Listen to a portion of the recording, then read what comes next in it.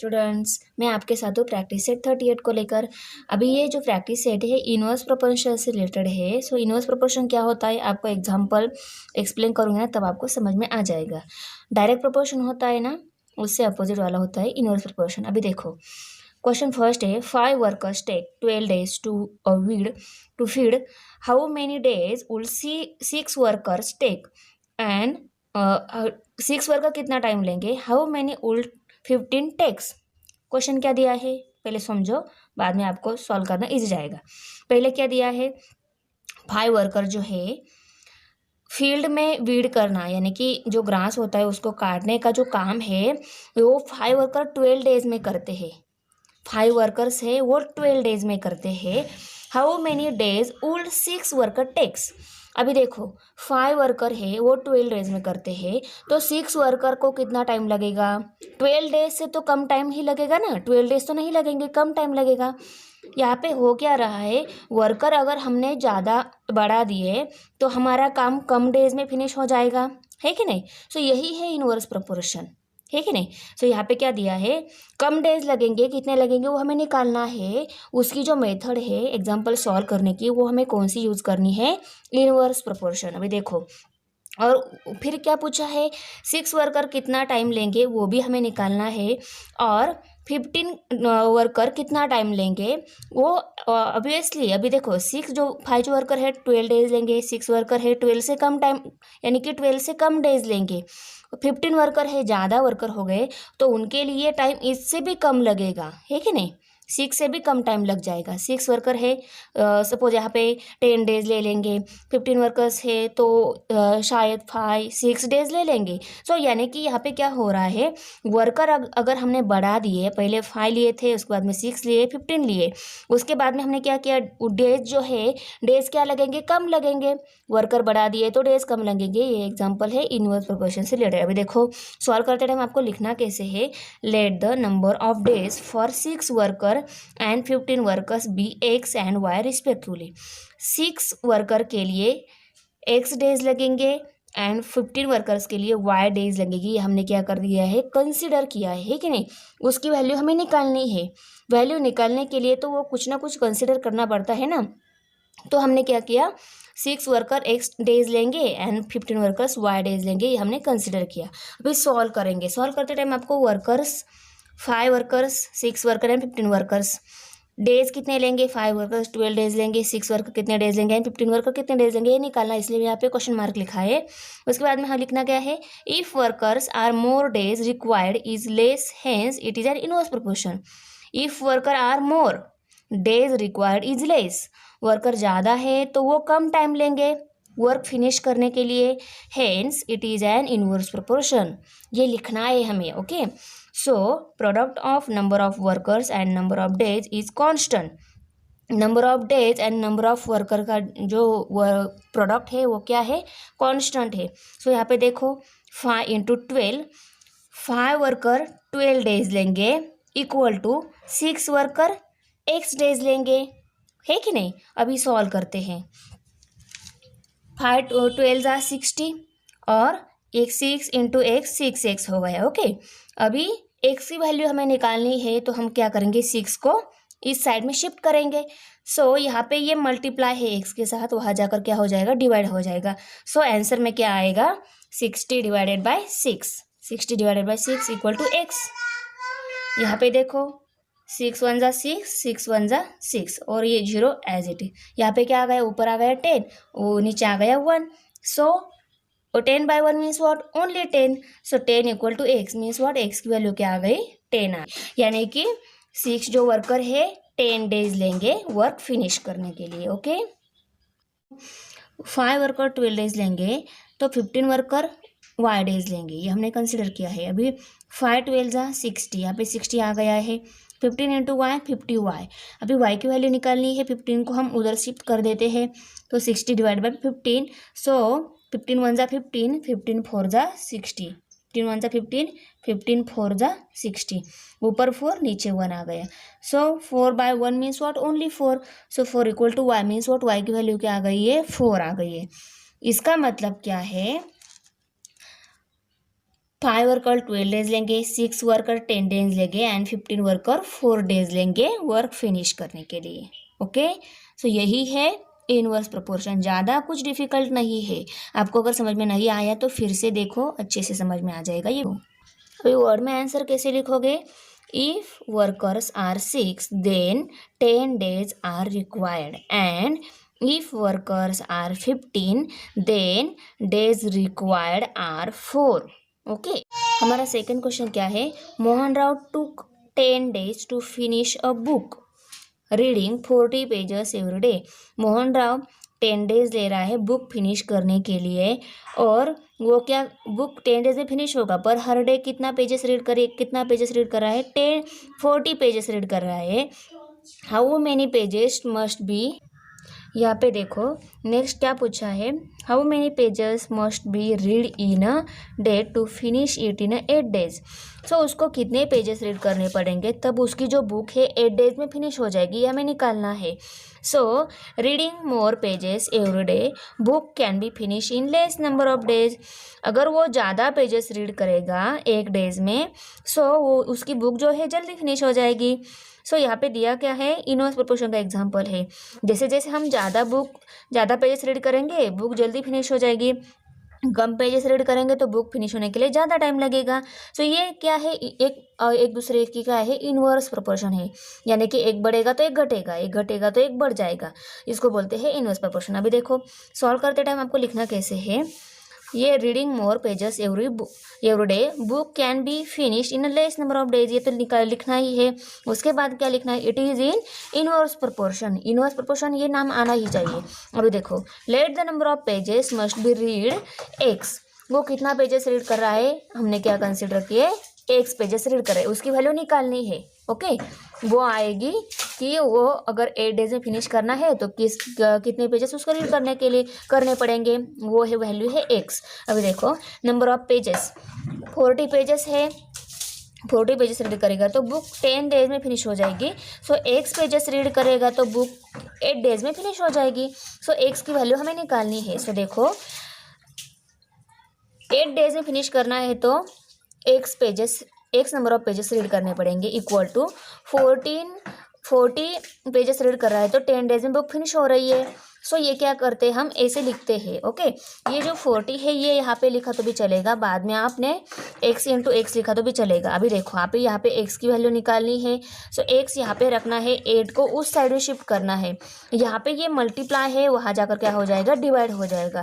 सो 40 into 10 400 हो जाएगा, 400। सो 400 divided by 8। सो यहाँ पे x equal to 400 divided by 8 लिया। सो 8 के टेबल में 40 आता है। सो 8 1 जा 8, 8 5 जा 40।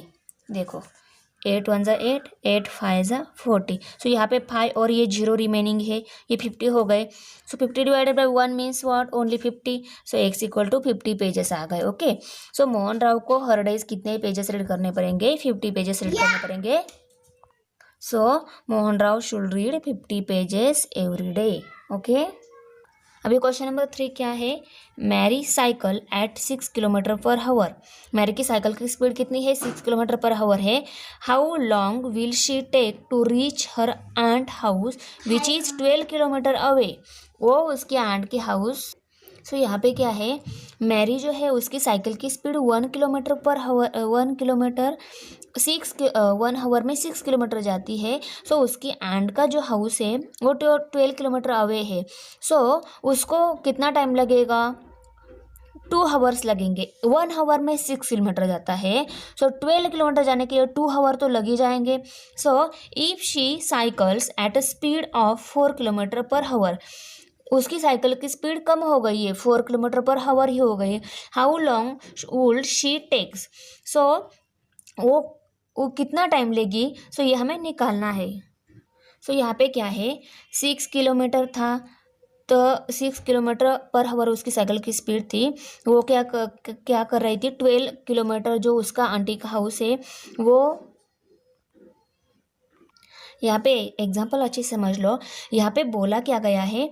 6 किलोमीटर पर हावर उसकी साइकिल की अगर स्पीड है तो वो 12 किलोमीटर अवे कितने टाइम में जाएगी। अगर 6 किलोमीटर पर हावर उसकी साइकिल की स्पीड है तो 12 किलोमीटर जाने के लिए उसको कितना टाइम लगेगा। और अगर उसकी साइकिल की स्पीड 4 किलोमीटर पर हावर है तो उसको 12 किलोमीटर जाने के लिए, किलोमीटर उतना ही जाना है पर स्पीड यहाँ पे कम दी है। इसकी 6 किलोमीटर जा रही थी, 6 किलोमीटर स्पीड थी, तब 12 किलोमीटर जाने के लिए कितना टाइम लगेगा। और 4 किलोमीटर स्पीड है तब 12 किलोमीटर जाने के लिए कितना टाइम लगेगा, ये हमें निकालना है। तो यहाँ पे देखो, आपको सॉल्व करते time speed of cycle become less, time takes more to aunt house. अगर उसकी साइकिल की स्पीड कम है तो वो ज़्यादा टाइम लेगी एंट के हाउस रीच करने के लिए। आ रहा है समझ में।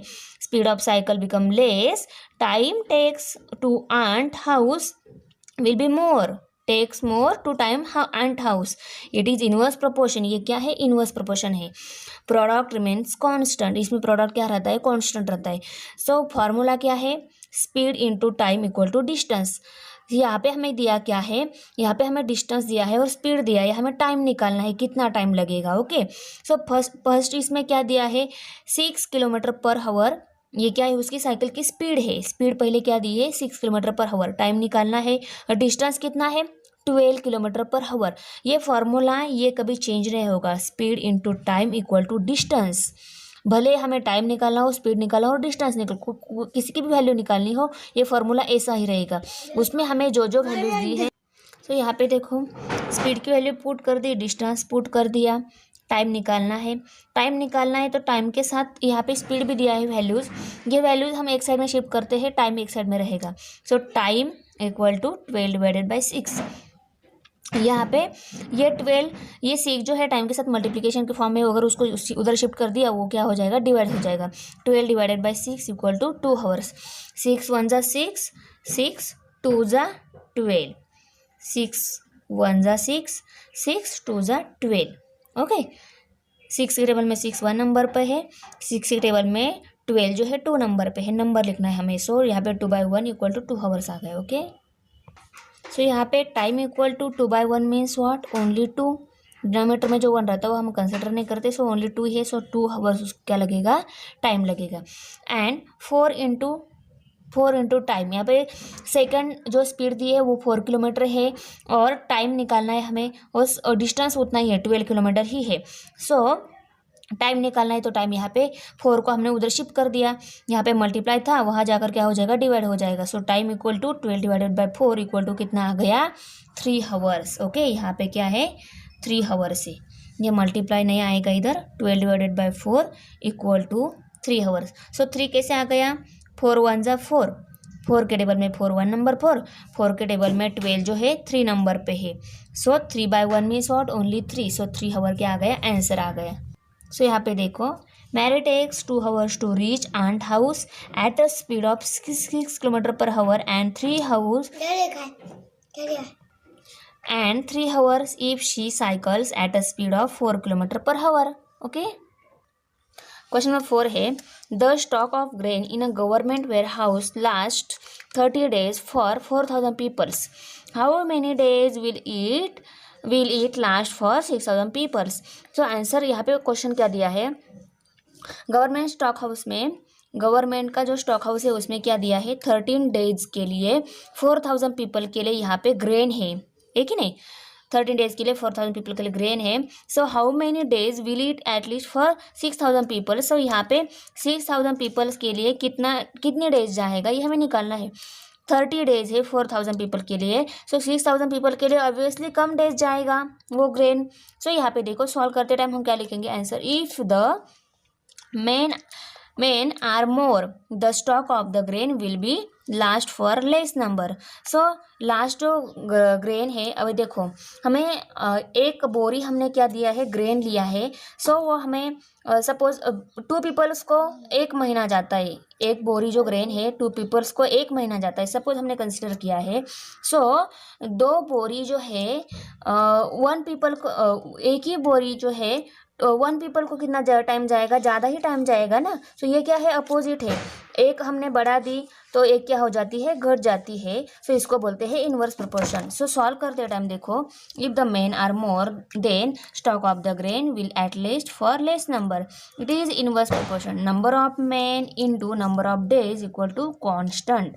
सो let number of days be x. So कितना डेज जाएगा, ये हमने एक्स कंसिडर किया है। सो यहाँ पे देखो नंबर ऑफ पीपल्स 4000 पीपल है। सो नंबर ऑफ डेज कितने जाता है, 30 डेज जाता है वो ग्रेन। अगर पीपल बढ़ गए तो उनके लिए ग्रेन जो है कम डेज जाएगा। पीपल ज़्यादा है सो वो क्या, उनके लिए खाना भी ज़्यादा बनाना पड़ेगा, ग्रेन भी ज़्यादा यूज़ हो जाएगा। सो कम डेज में फिनिश हो जाएगा वो। सो यहाँ पे एक्स वैल्यू क्या आ जाएगी, 30 से थोड़ी कम आ जाएगी। ये यहाँ पे पीपल्स बढ़ रहे हैं तो डेज क्या हो जाएंगे, कम हो जाएंगे। तो यही इनवर्स प्रोपोर्शन सॉल्व करते टाइम हम क्या करेंगे, 4000 पीपल को 30 डेज जाता है। सो 6000 पीपल्स को एक्स डेज जाएंगे। सो एक्स की वैल्यू निकालनी है। 6000 को हम क्या करते हैं, उधर साइड में शिफ्ट करते हैं। 6000 यहाँ एक्स के साथ मल्टीप्लिकेशन के फॉर्म में, वहाँ जाकर क्या हो जाएगा, डिवीजन के फॉर्म में शिफ्ट हो जाएगा। सो 4000 into 30 divided by 6000। So numerator में 30 है, यहाँ पे 4 के साथ 6 के साथ भी 30 है, वो कट हो गए। उसके बाद क्या बचा, यहाँ पे 4 और यहाँ पे 30। 4 into 30 divide by 6। So X equal to 4 into 30 divide by 6 लिया हमने। अभी देखो, अभी 3 के टेबल में 6 भी है और यहाँ पे 3 भी है। 3 10 जा 30। सो यहाँ पे 10 आ गया। 3 2 जा 6। 3 के ही टेबल में 6 जो है 2 नंबर पर, 3 के टेबल में 30 जो है 10 नंबर पे। 30 कट हो गया, उसके प्लेस पे आ गया 10 और 6 कट हो गया, उसके प्लेस पे आ गया 2।